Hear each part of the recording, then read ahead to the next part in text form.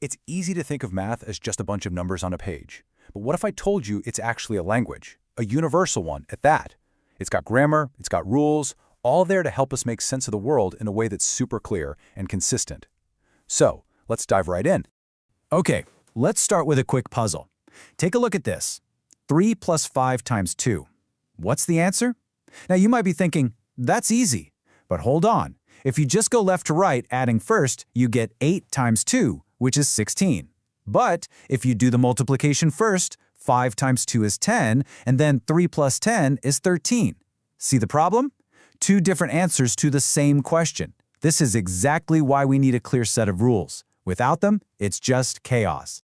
So to get everyone on the same page, we've got to start at the beginning. Let's talk about the absolute basics, the core toolkit that pretty much all of math is built on.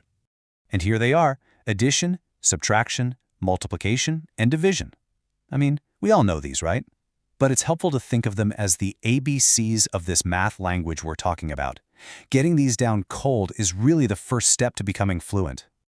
All right, so we've got our basic tools. But what happens when we need to talk about stuff that's, well, less than nothing? Like how do you represent being in debt, or when the temperature drops below freezing? For that, we're going to need to expand our number line a bit. And that's where integers come into play. So what's an integer? It's just a whole number, so no fractions, no decimals, that can be positive, negative, or even zero. And this one simple idea, it totally unlocks a whole new dimension for us to work with. The easiest way to wrap your head around this is to think about direction. Positive numbers, that's like taking steps forward, or getting paid, or the temperature going up. And negative numbers are just the opposite. They're like taking steps backward, or owing someone money, or the temperature dropping. It's all about moving one way or the other from zero. Let's make this super clear. Imagine you're standing at positive 4 on a number line. Now, if you take 6 steps backward, in other words, subtract 6, where do you end up? You walk past 3, 2, 1, you cross right over 0, and you land on negative 2. Seeing it laid out like this really makes it click, doesn't it? Okay, so now we've got positive and negative numbers in our toolkit. So let's circle all the way back to that little puzzle from the beginning. We have our numbers, we have our operations, but we're still missing that one crucial piece, the universal rule book that guarantees we all get the same answer every single time. And that rule book has a name: the order of operations. Seriously, think of it like the grammar for the language of math, or maybe like a recipe for a cake. If you add the ingredients in the wrong order, you get a mess. But if you follow the steps exactly, you get a perfect cake every time. It's all about creating that consistency. And here's how we remember it. It's an acronym you might have heard before: PEMDAS. It stands for parentheses, exponents, multiplication and division, which are kind of a team, and then addition and subtraction, which are the last team. This order wasn't just made up randomly. It actually evolved over hundreds of years. Fun fact, this is the exact logic that early computer programming was built on. If you got the order wrong, your whole program would crash. So first, parentheses, then exponents, then we scan left to right for any multiplication or division, and last, another scan for addition or subtraction. All right, now we have our secret weapon, PEMDAS. Let's go back and solve that puzzle once and for all. Looking at it, we've got addition and we've got multiplication. So what does PEMDAS tell us to do first? Well, the M for multiplication comes way before the A for addition. So our first move, no question about it, is to solve that 5 times 2. And once we do that, look how simple the problem becomes. 5 times 2 is, of course, 10. So now all we have left is a simple addition problem, 3 plus 10. And boom, there it is, 13. Not 16, not maybe 13, the one single, universally correct answer.